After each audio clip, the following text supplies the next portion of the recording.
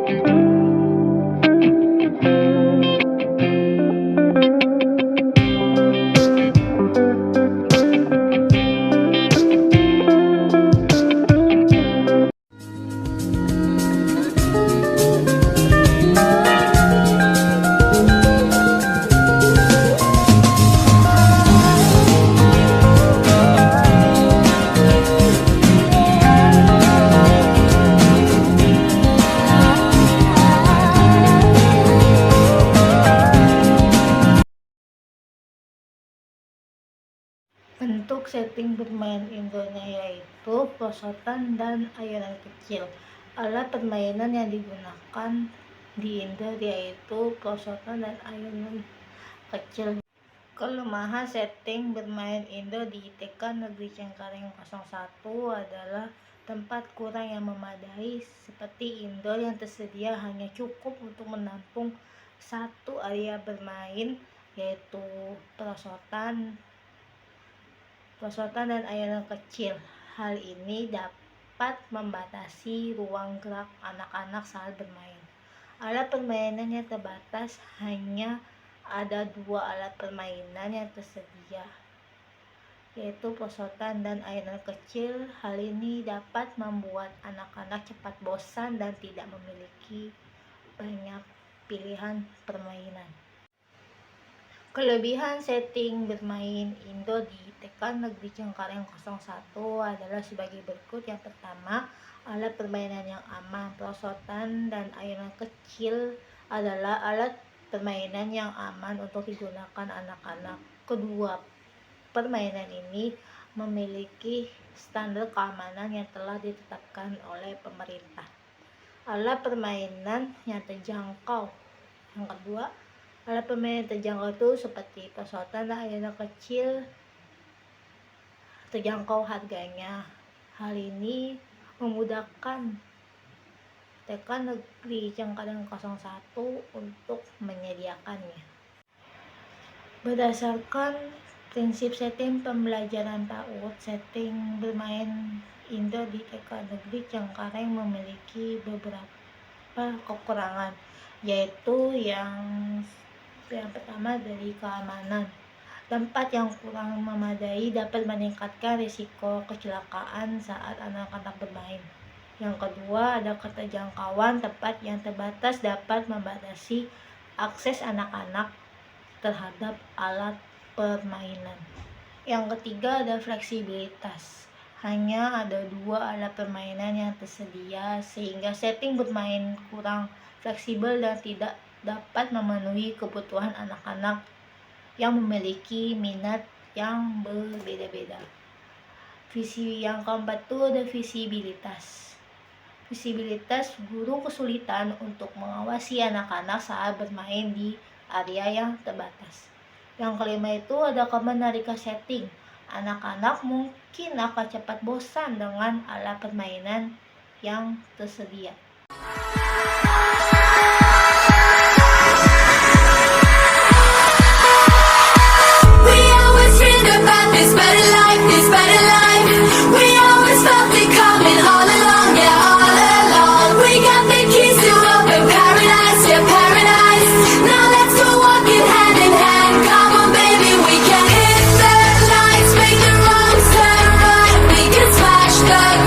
Make the pop go rock with a love.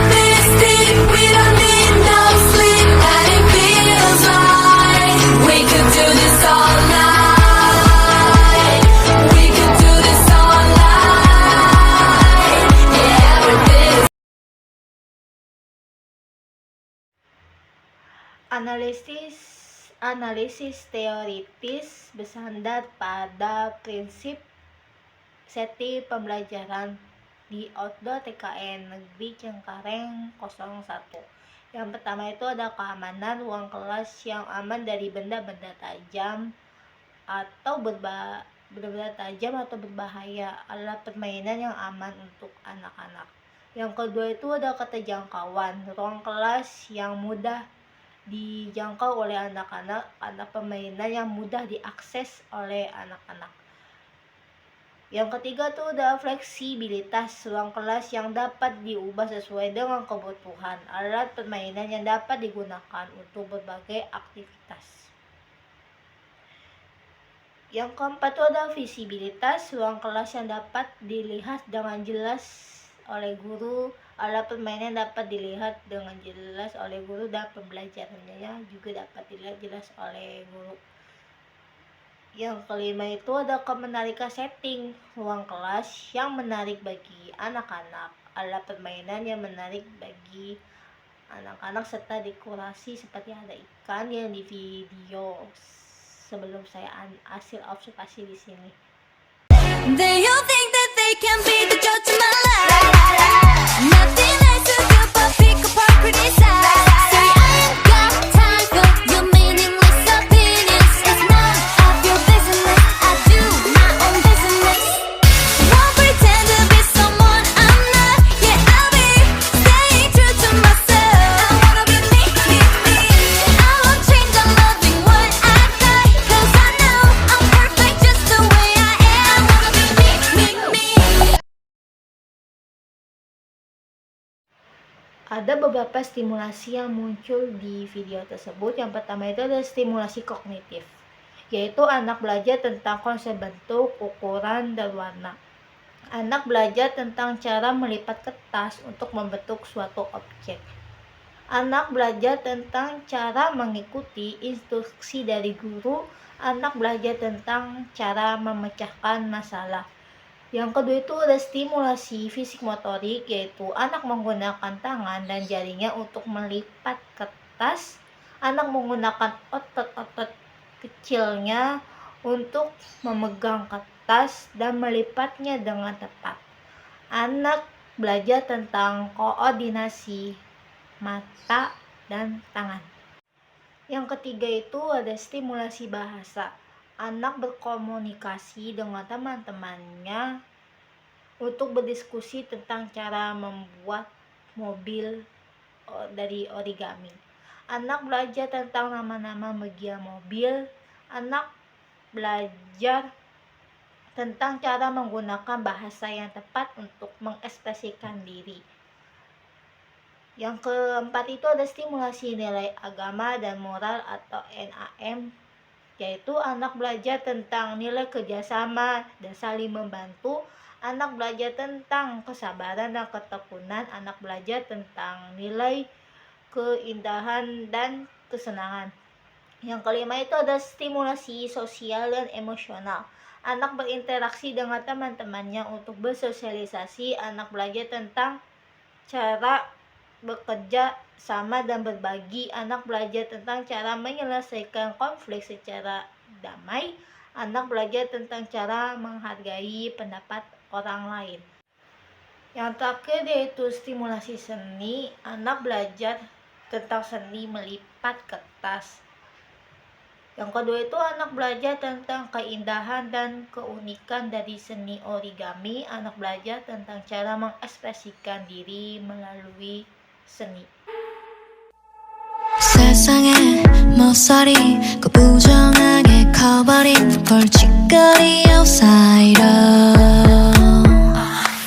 걸음걸이 옷차림 이어폰 넘어 플레이리스트 음악까지 다 minor 눈 빠르지 떨군 고개 위 환한 빛 조명이 느려도 전이 결국 알게 되길 더 원하는 You're my celebrity 잊지 마 넌 흐린 어둠 사이 왼손으로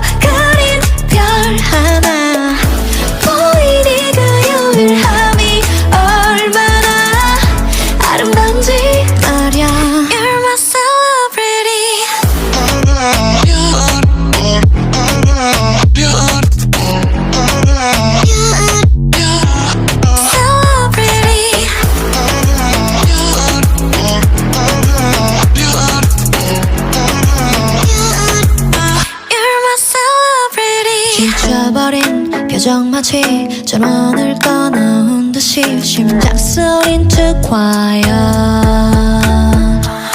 네가 가진 반짝거림 상상력 아이덴티티까지 모조리 tired 난 모르지 아직 Ada beberapa stimulasi yang muncul, yaitu yang pertama ada stimulasi kognitif, yaitu anak belajar mengenal angka dan urutan angka. Yang kedua ada anak belajar memecahkan masalah, yaitu bagaimana menyusun angka-angka menjadi urutan yang benar.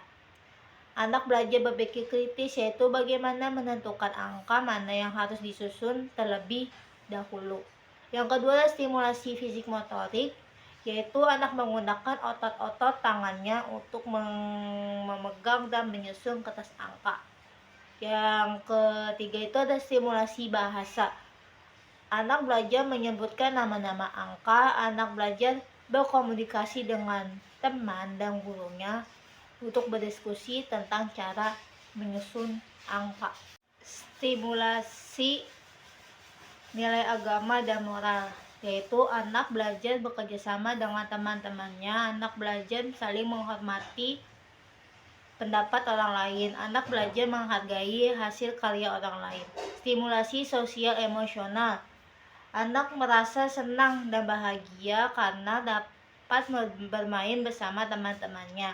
Anak merasa bangga karena dapat menyelesaikan tugasnya dengan baik. Anak merasa percaya diri karena dapat bersaing dengan teman-temannya. Yang terakhir adalah stimulasi seni, yaitu anak dapat berkreasi dengan kertas angka dengan cara mewarnai, menempel, atau membuat bentuk-bentuk tertentu.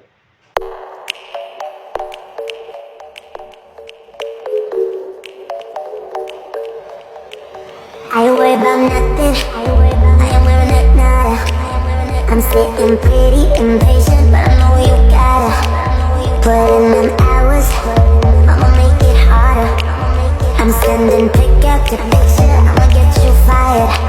I know you're always on that night shift, but I can't stand this night alone, and I don't need no explanation. Ada beberapa simulasi yang muncul di dalam video tersebut, yaitu yang pertama ada stimulasi nilai agama dan moral, yaitu menghormati guru dan teman-teman, mematuhi peraturan sekolah.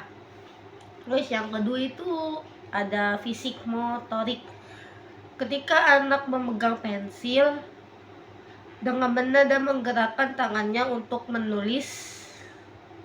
Ia belajar memegang pensil dengan benar dan menggerakkan tangannya untuk menulis. Hal ini dapat dilakukan dengan cara memberikan anak TK tersebut kesempatan untuk berlatih menulis secara rutin. Terus yang ketiga itu ada stimulasi kognitif. Stimulasi kognitif itu belajar membaca dan menulis. Ia belajar berpikir kritis dan memecahkan masalah. Ia juga belajar mengingat informasi baru. Hal ini dapat dilakukan dengan cara memberikan anak TK tersebut tugas-tugas menantang dan menarik. Ada yang selanjutnya itu ada stimulasi bahasa, yaitu melihat papan tulis yang ditulis oleh gurunya. Ia belajar mengenal huruf dan angka. Ia juga belajar membaca dan menulis. Hal ini dapat dilakukan dengan cara memberikan anak TK tersebut kesempatan untuk mengamati papan tulis, membaca bersama guru, dan menulis di buku tulisnya sendiri. Habis itu ada stimulasi sosial emosional, yaitu bekerja sama dengan teman-teman dan berbagi dengan teman-teman. Ia belajar nilai-nilai sosial emosional. Hal ini dapat dilakukan dengan cara memberikan anak TK tersebut kesempatan untuk bekerja sama dalam menyelesaikan tugas berkelompok atau berbagi teman-teman yang dibutuhkan. Yang terakhir itu adalah stimulasi seni. Stimulasi seni itu menulis di buku tulisnya sendiri. Ia belajar mengekspresikan diri melalui gambar. Ia juga belajar melatih koordinasi mata dan tangan. Hal ini dapat dilakukan dengan cara memberikan anak TK tersebut kesempatan untuk menggambar bebas atau mengikuti tema tersebut.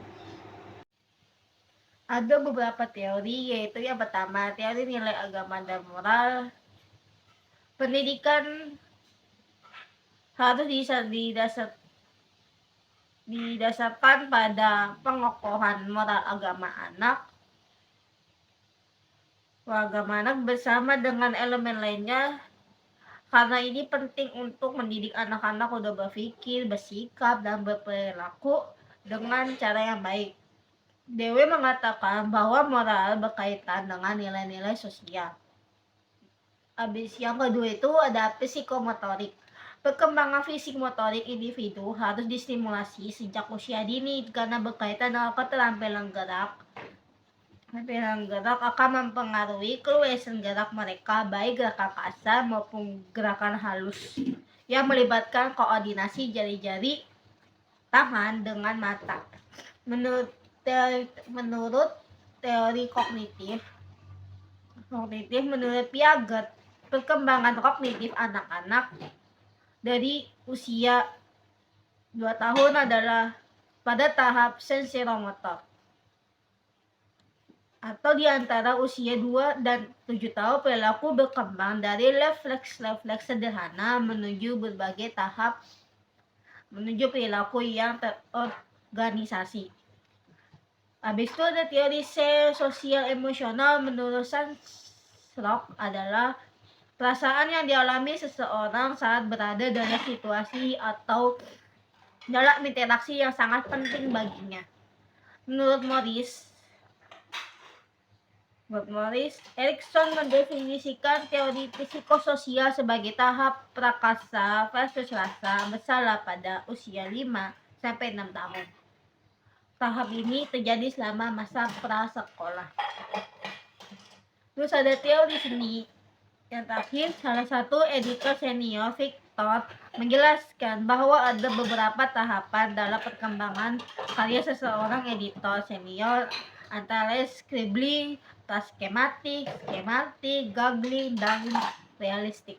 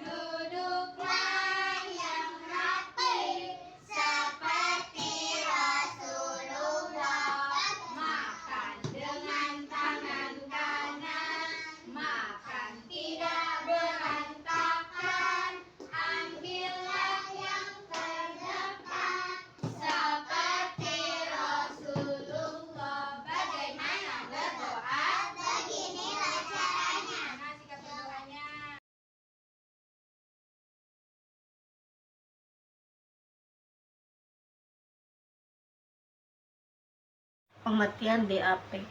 Menurut konsep DAP muncul dari hasil berbagai program-program yang digunakan di sekolah-sekolah di Amerika pada tahun 1960-an dan 1970-an yang tidak sesuai dengan tahapan perkembangan anak, terutama untuk anak-anak di bawah usia 8 tahun yang tampaknya berhasil dalam menghasilkan siswa yang mampu berpikir kritis dan dapat menganalisis berbagai situasi sehari-hari. Pada saat itu, NAEYC menciptakan inisiatif informasi kurikulum untuk memasukkan konsep DAP yang dipimpin oleh Sue Bredecamp. Karena itu, Sejak tahun 1980-an, sekolah-sekolah di Amerika telah melakukan perbaikan untuk mengatasi konsep-konsep yang sudah ketinggalan zaman. NIC telah memperkuat penerapan DAP untuk usia hingga 8 tahun seperti yang dikemukakan oleh Bredekam. Prinsip-prinsip DAP yang pertama itu ada pertumbuhan setiap anak selalu terhubung dan dipengaruhi oleh satu sama lain. Yang kedua itu ada setiap anak memiliki proses perkembangan yang berbeda. Yang ketiga, perbedaan konteks agama dan konteks agama dan sosial mengganggu pembelajaran dan pertumbuhan. Yang keempat itu ada anak-anak anak-anak memiliki banyak cara untuk belajar dan bereksplorasi serta menemukan cara untuk menentukan apa yang mereka pahami. Yang kelima itu jika anak-anak merasa aman dan nyaman, belajar akan lebih mudah bagi mereka. Dasar teori DAP yang pertama itu teori pengembangan kognitif yang Piaget. Piaget sangat dikenal dengan teorinya tentang bagaimana anak-anak belajar melalui peniruan. Menurut teori ini, pemahaman anak-anak diciptakan melalui tindakan. Yang kedua itu ada teori Erikson tentang perkembangan emosi. Erik Erikson menegaskan bahwa perkembangan emosi positif sangat penting bagi perkembangan anak dan hal ini sangat bergantung pada sikap yang untuk memahami konsep baru. Yang ketiga itu ada teori sosiokultural atau Vygotsky. Vygotsky setuju dengan Piaget bahwa pembelajaran yang efektif melalui penggunaan tindakan deklaratif. Ketika anak-anak menemukan objek konflik, mereka akan mungkin lebih untuk memahami konsep baru. Yang terakhir itu ada teori kepribadian dari Sigmund Freud menyatakan bahwa ego, superego, dan ID adalah tiga sistem yang membentuk struktur kepribadian. Bagaimana ibu dapat memberikan lingkungan belajar yang menyenangkan bagi anak usia ini? Biasanya sih kalau di sekolah nih kita udah pilih dulu nih, karena kan kita udah tahu kan tema-tema yang akan kita pakai. Jadi sebelum mulai kegiatan nih biar kita hari ini kita pikir kira-kira apa sih nih kegiatan yang bisa bikin menarik anak gitu kan. Tapi juga harus masuk ke aspek perkembangan kan. Terus juga kita harus pilih nih kira-kira apa sih alat main apa yang bagus untuk anak dan pastinya itu aman buat anak-anak, tidak membahayakan anak ini sih kayak gitu. Rubrik penilaian dari mana saja yang dibuat dari mana Pak? Satu saya mabuk Karena kita kan masih pakai kurikulum 13 ya, jadi rubriknya itu kita ambilnya dari KIKD. Jadi KD dari 6 aspek itu kita ambil KD yang memang sesuai, yang pas dengan kondisi anak di sekolah kita. Bentuk dan jenis asesmen yang dilaksanakan di TK Negeri Cengkareng 01 dan contoh kegiatannya seperti apa? Kalau rata-rata sih kalau kayak asesmen tuh sampai semua TK tuh hampir sama, kayak penilaian observasi, unjuk kerja, hasil karya, penugasan, terus juga portofolio. Kalau misalnya kita observasi, kita tuh contoh kegiatan misalnya ada kegiatan jadi kita mengobservasi anak, misalnya kayak dia antri cuci tangan, itu kan kita bisa ambil dari observasi. Kita lihat cara cuci tangannya mau antri nggak ini anak, itu jadi contoh observasi. Terus kalau unjuk kerja, biasanya tuh kayak kita ambil itu dari aspek kayak bahasanya anak, kayak penampilan anak. Misalnya nih anak sedang membaca syair, itu kita bisa ambil dari unjuk kerja. Terus kalau kayak hasil karya itu lebih kepada seni ya, misalnya kita membuat kreativitas apa, atau kita membuat sesuatu dari loose part, itu juga bisa kita jadikan untuk hasil karya. Terus kalau anekdot itu biasanya kejadian yang bukan yang nggak biasa sih, jadi istilahnya tuh ya yang nggak biasa banget terjadi di anak tuh kadang kita ini di luar inian kita gitu, anak tuh bisa ya kayak gini, tuh biasa kita masukin ke dalam catatan anekdot. Terus kalau kayak penugasan itu ya kita memberikan tugas ke anak yang misalnya lebih kepada kognitif dan di bahasa gitu kan. Misalnya kayak kita minta anak untuk menjodohkan angka dengan gambar gitu kan, tapi tetap dengan media loose part biasanya kita pakai kayak gitu, atau enggak dengan media-media yang sudah Bu Guru buat kayak gitu. Menurut pendapat Ibu sendiri, mengapa asesmen itu penting?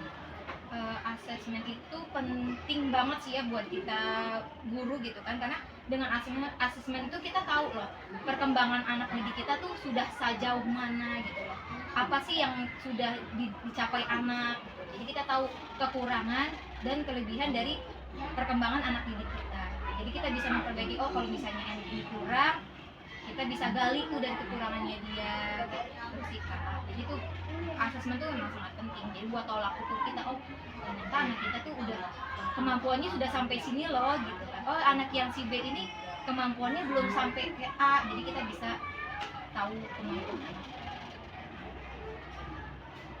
Menurut Ibu sendiri, bagaimana peran guru di sini dalam mendukung perkembangan anak usia ini?